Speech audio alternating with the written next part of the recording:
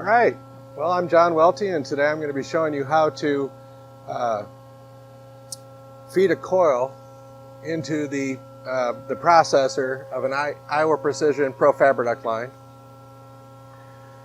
So to begin with, we're going to see here that your coil has already been brought to what we call the coil select. We have the coil sticking through here.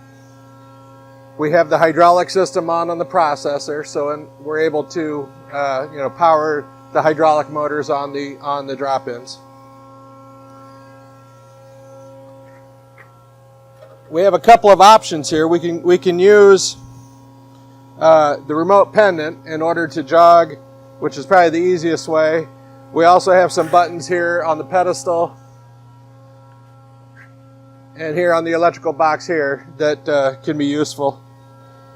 But one of the key factors when you're jogging metal from the coil select into the processor is you're going to want to have your ramp set to an appropriate height. And we're also going to want to make sure that you have the correct coil number selected on the screen. And we're going to see here that uncoiler 3 is selected, which means that we're looking at the proper slack bars. And the slack bars are the two metal bars underneath the coils, and that's what lets us know when the metal is feeding down and we can stop the uncoiler.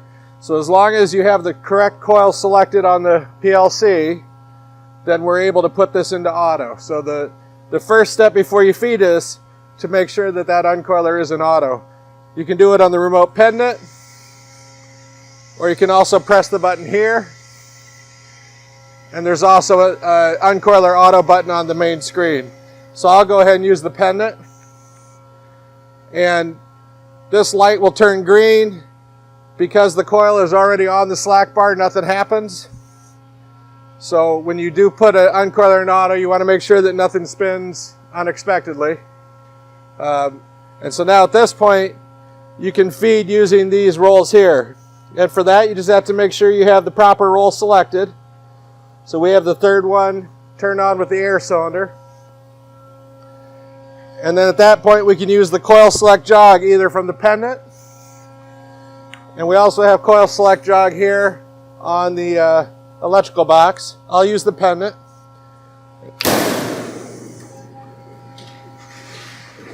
And you'll see that actually feeds material up the ramp. We can adjust the ramp a little bit to make that better. This coil select jog does not work very well unless the uncoiler is in auto. So a key thing that new operators struggle with sometimes is forgetting to make sure that's in auto first.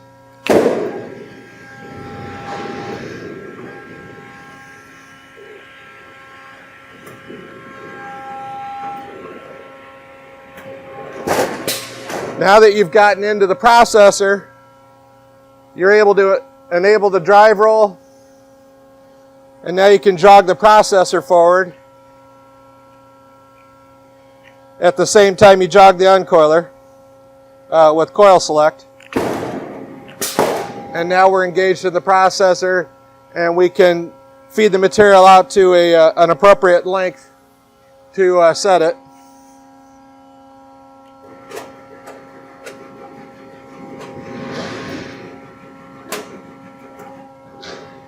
And you should be ready to run.